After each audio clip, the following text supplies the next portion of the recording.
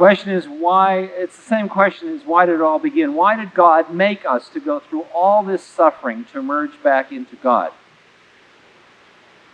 Well, you realize that the us you're talking about is merely part of the us of your mind. And that when you extricate yourself from the us of the mind, you realize you are the God that made us. So it's you that did it. It's not the bad guy or somebody out there. That you do it to yourself. And then also as you extricate yourself more and more from attachment, you pull back from time and from space, and you begin to see that the beginning, the middle, and the end is all present, and that before you were and after you will be is. And then at that space you see that nothing indeed happened at all. It is like you last night or the night before may have dreamt. Why did you dream? You dreamt people, they existed, and then you woke up and they didn't exist. Why did you do that? That was merely part of your manifestation of being. And finally, when you are both the one and the many, you realize that your manyness is the manifestation of your oneness. And that it's an experience of something, it leads nowhere. It came from nowhere. Nothing's happening. There is no purpose because there is no form. The purpose to life is the dance itself. It's inherent within the thing itself. There's no external purpose to it. It goes nowhere. It's a circle. It always is, was, and will be. You are the one and you are the many, and you are experiencing at this moment that you are part of the many returning to the one. And when you get back to the one, you say, oh, is that what that was about? And all the time I thought I was the many.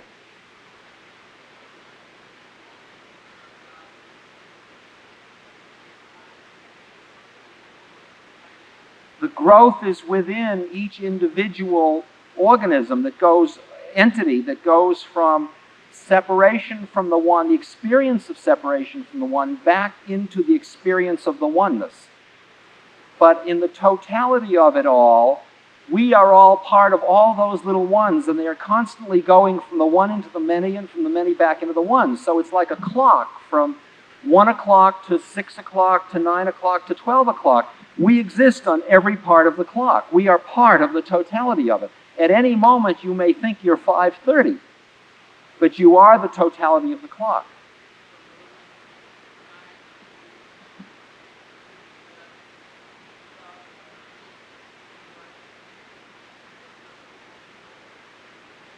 Yes. Yes, at that moment you realize that. I said before, if you heard it, I said you remain separate and total at the same moment. But then you would only choose to be in a separate form if it was functional in some way, like a Christ or something like that. Otherwise, you just go back into the totality. Enough. I can't do God. Let me answer.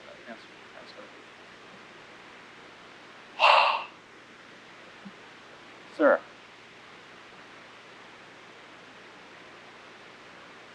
How much what? How much spaciousness do you put around your own actions? Do I put around my own actions? I see experiences in life which are the projections of my own attachments. I'll be really concise now. I see experiences as projections of my own attachments. Some of those attachments are so strong that every time I get into the experience, I go into it. And I just get busy suffering. I'm the guy on the street needing the quarter. Under those conditions, that fire is too hot for me to use to purify. All it's going to do is burn me. Under those conditions, I may pull back. I stay as close to the fire as I can and retain awareness. Okay? And sometimes I get in and just doing this day after day, the toxins build up of attachment to the mind and to realities and to the world. And at that point, I may say, okay, time to stop, and I'll go off for 6 months somewhere or X months to regain a spaciousness to come back to fight another day. Okay. Yes, ma'am.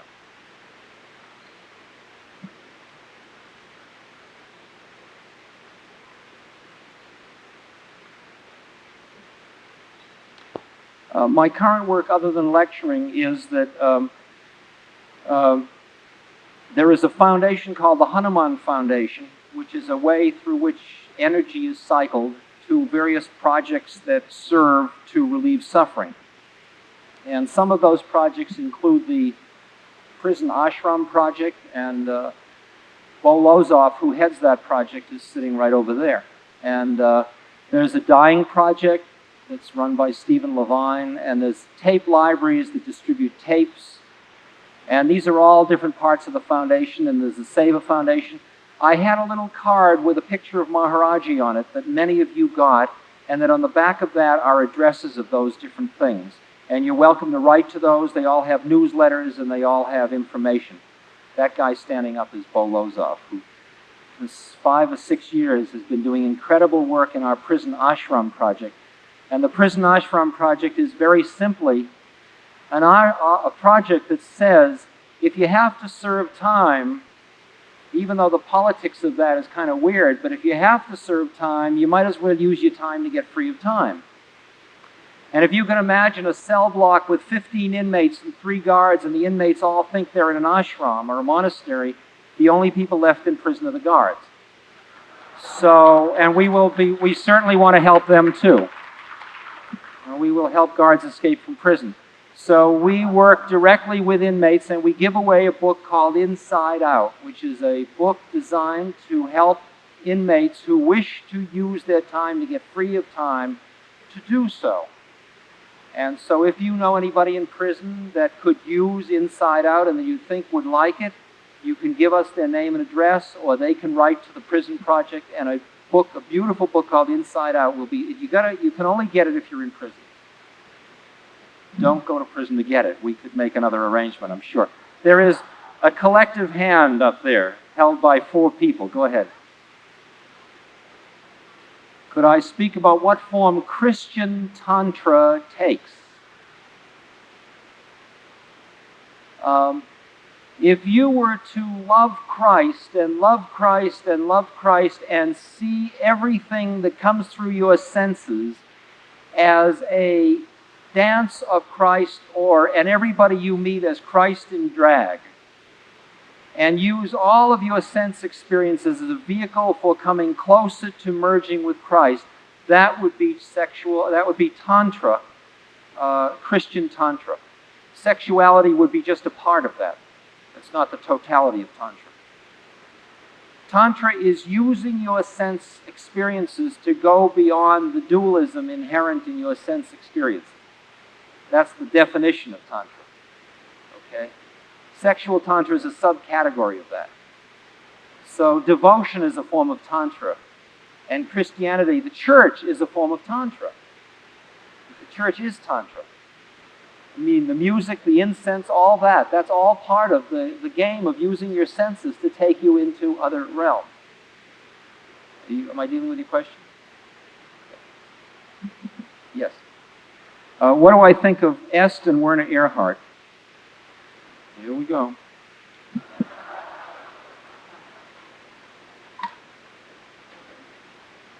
I think that a single experience in Est can be very useful for people. I think to become an Est groupie is a very uninteresting strategy. I think that Werner is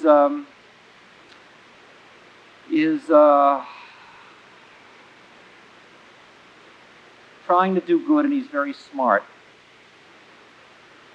And I spent 3 hours about a year ago sitting across from Werner at his house. We had lunch together, and I just looked into his eyes for 3 hours. We did it through the spinach souffle and the fancy soups and all that. And at the end, I knew nothing more than I knew at the beginning. I feel that if you feel you're getting something useful from Est, fine. If you feel some doubt about it, fine. I think it says everything very well. It says practically the same thing I say. People that have it don't feel to me like my guru felt. But it might be a different it.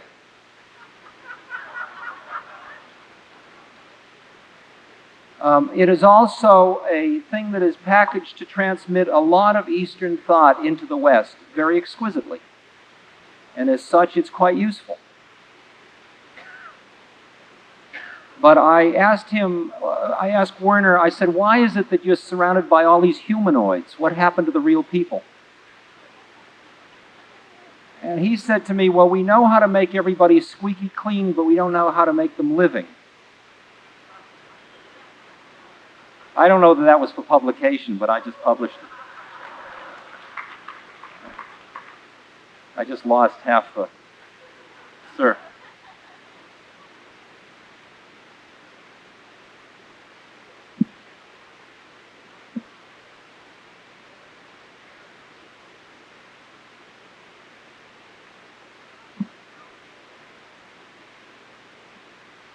No, evil isn't what you limit someone's awareness. Is you limit their opportunity to gain awareness.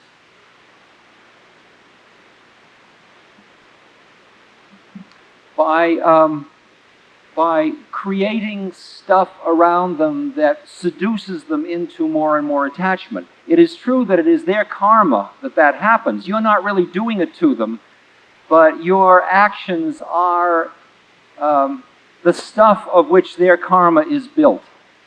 You got in an interlocking karmic dance with them, is all that's happening. It's very mutual. All actions are mutual, yes. You are their karma just like they're yours.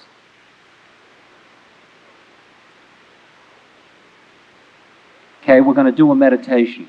There's been a request for a meditation.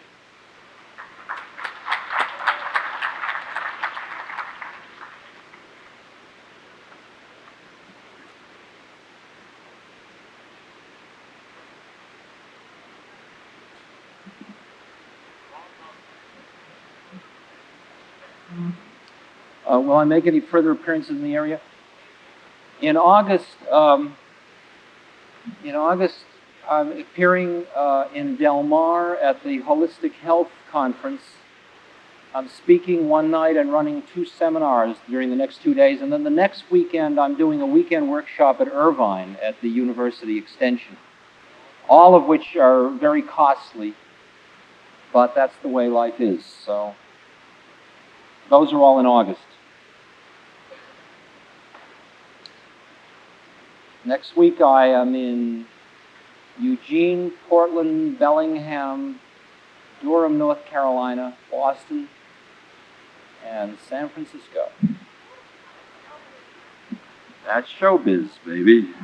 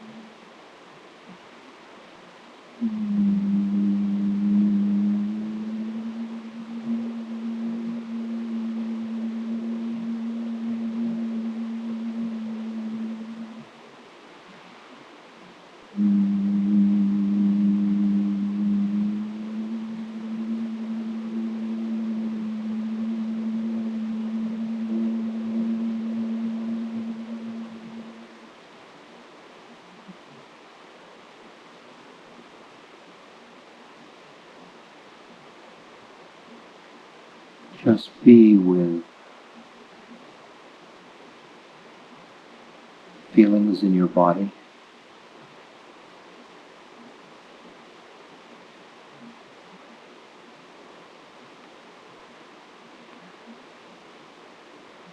The sounds,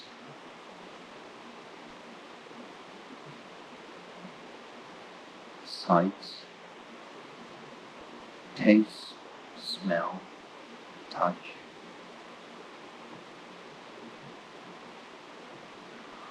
All your thoughts of who you think you are, just be with them.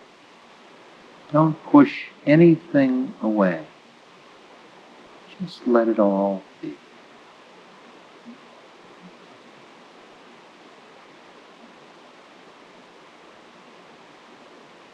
Notice negative and positive and good and undesirable, but don't be attached to them. Just be with them.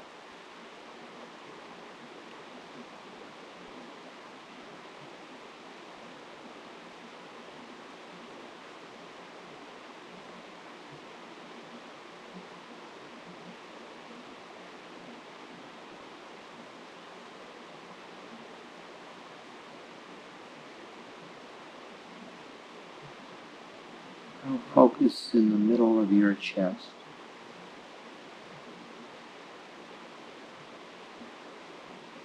As if you had an opening, like nostrils perhaps, in the middle of your chest. And through your nose or mouth, you breathe the oxygen that is necessary for survival.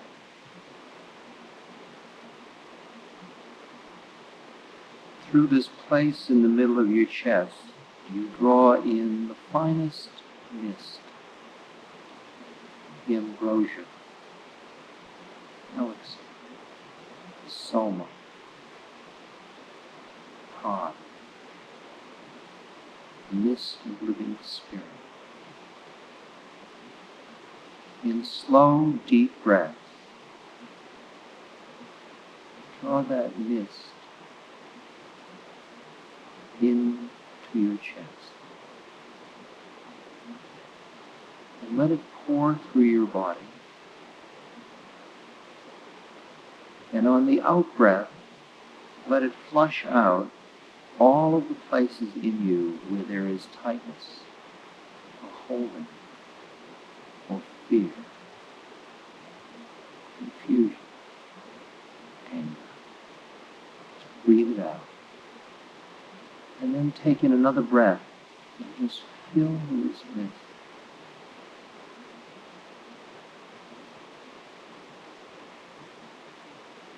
On the out breath, just log a little more.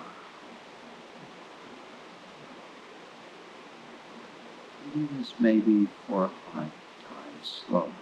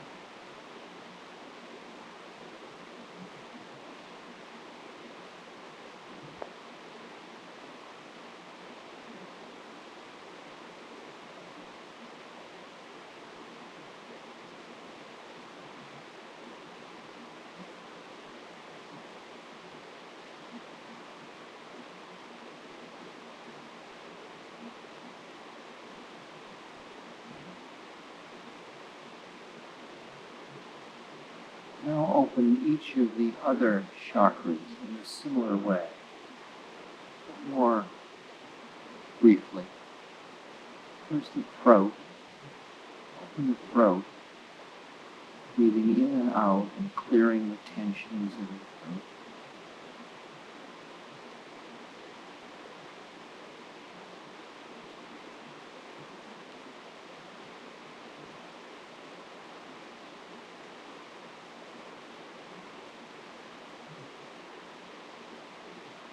Now move down to the stomach. Breathing in and out, just releasing all the tension connected with power and control and mastery. Ego, I am. Just release it, breathe it out, and fill with this mist.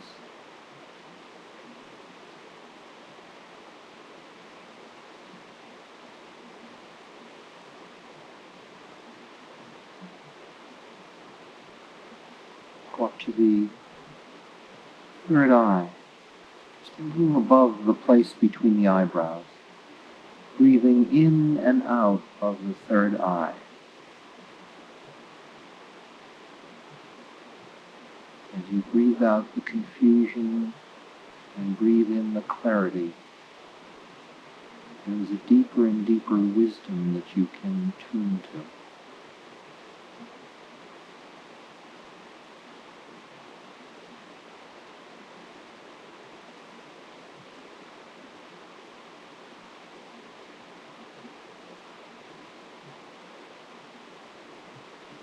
Now down into your pelvic region. Open. Breathing in. Release all the tension that comes from frustrated or frightening or guilty sexuality. Breathe it out. Release. And draw in that energy.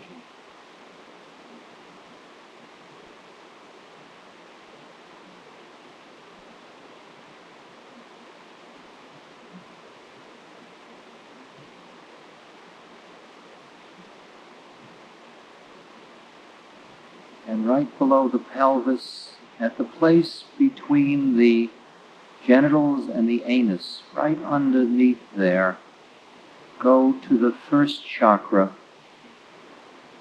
even that where that fear of survival is, and breathe in through there, and breathe out and release into the universe.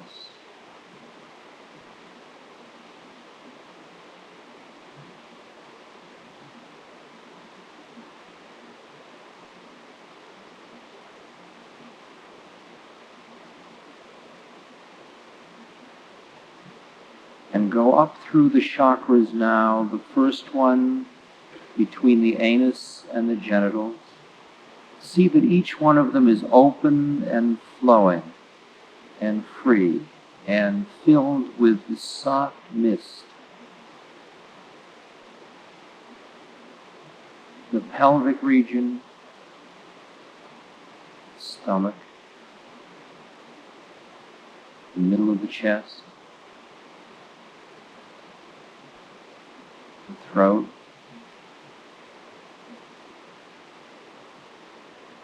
third eye.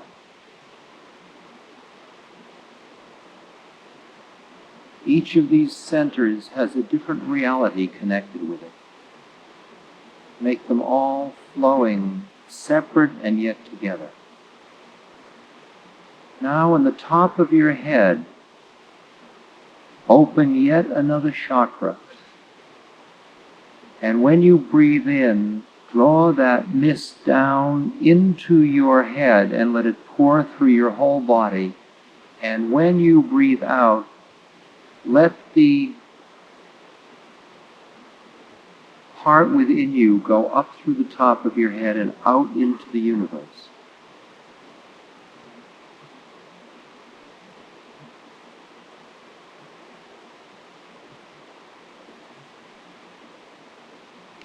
And because you have been releasing so much through this exercise, you may now be just the mist itself. So you will experience mist coming down through the head into the body, and mist going from the body up through the top of the head out into the universe. And your identification will be with the mist rather than the body. So experience coming into form with the in-breath and going out into the universe with the out-breath.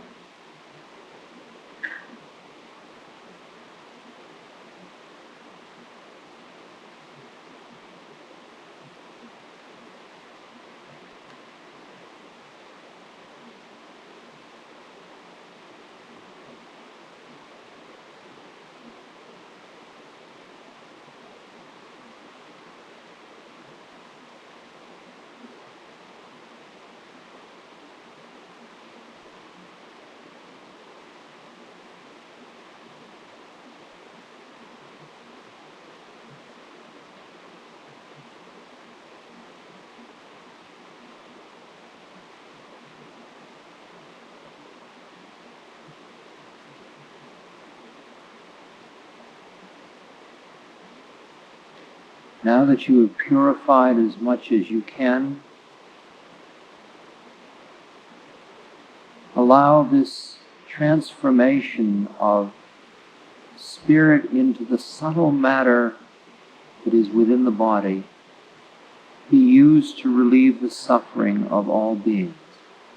Draw it down through your head and breathe it out through your chest, and now direct it towards beings who suffer. Attach a thought form to the out-breath. May all beings be peaceful.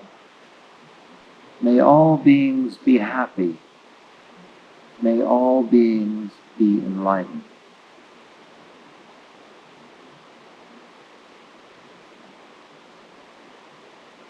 Become a transformer in which each breath becomes a blessing to the universe.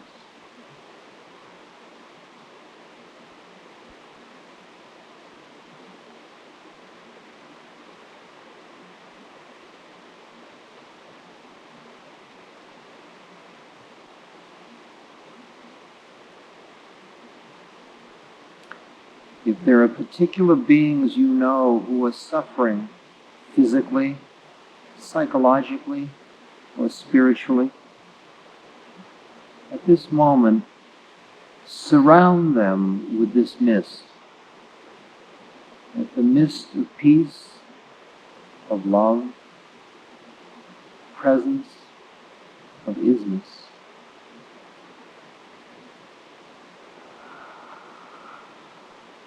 may quiet their suffering and relieve their anguish.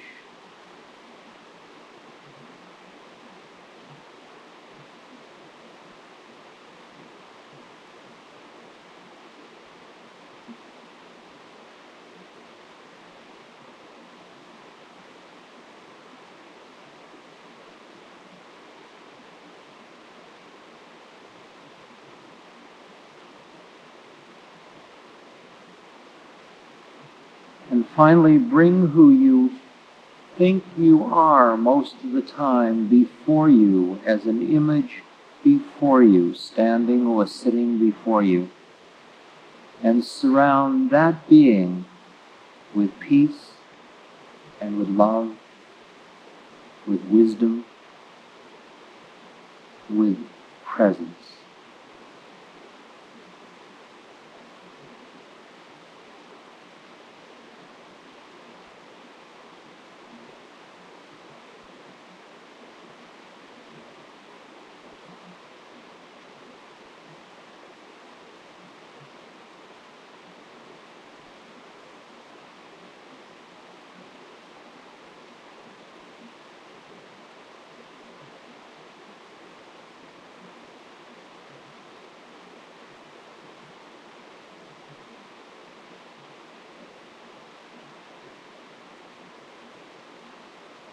And finally, just rest in your being.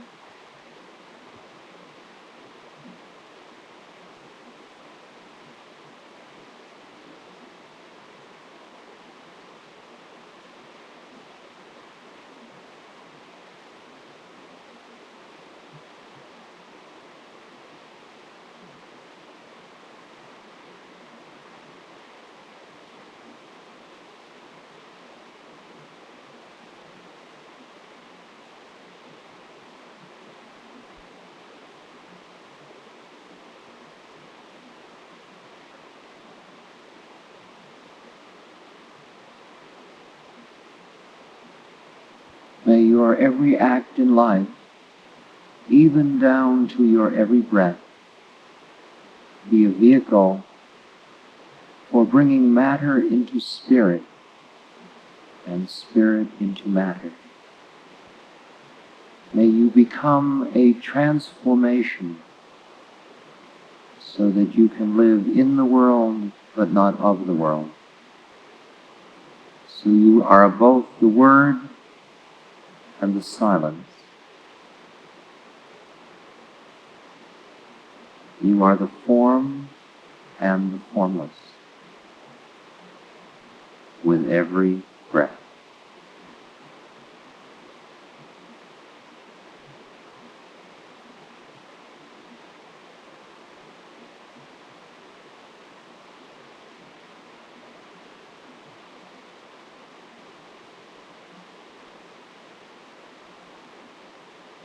These words written by Swami Ram Tirth. Feel them as I say them. Be in this space with him. I am without form, without limit. I am beyond space, beyond time.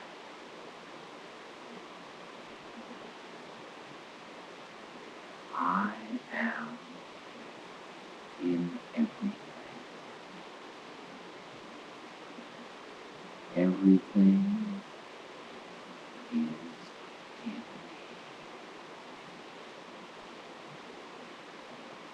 I am the bliss of the universe.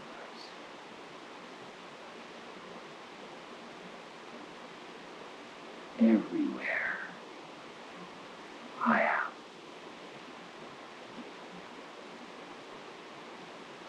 I am Sat Chit Ananda. Absolute experience, absolute knowledge, absolute bliss. Tattvam Asi. I am that. I am that.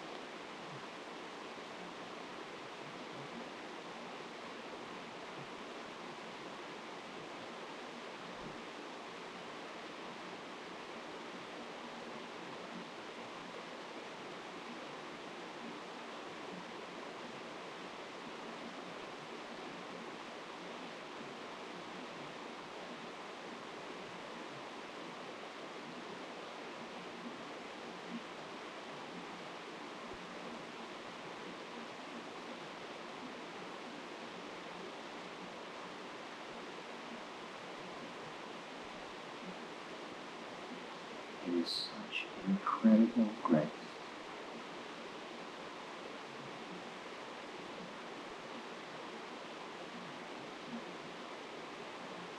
to be here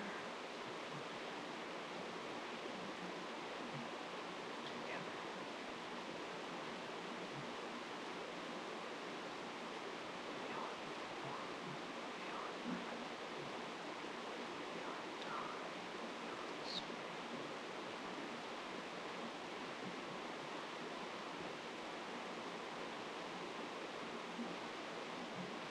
When you reduce yourself to zero,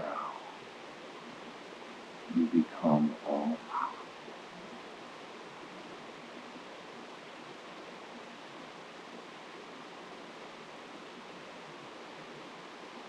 Not mine, but mine.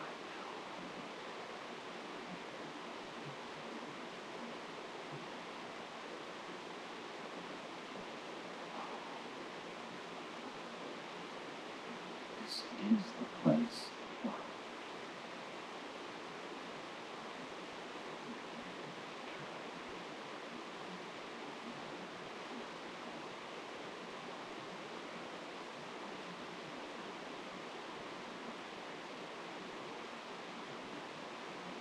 This is the simplicity of true wisdom.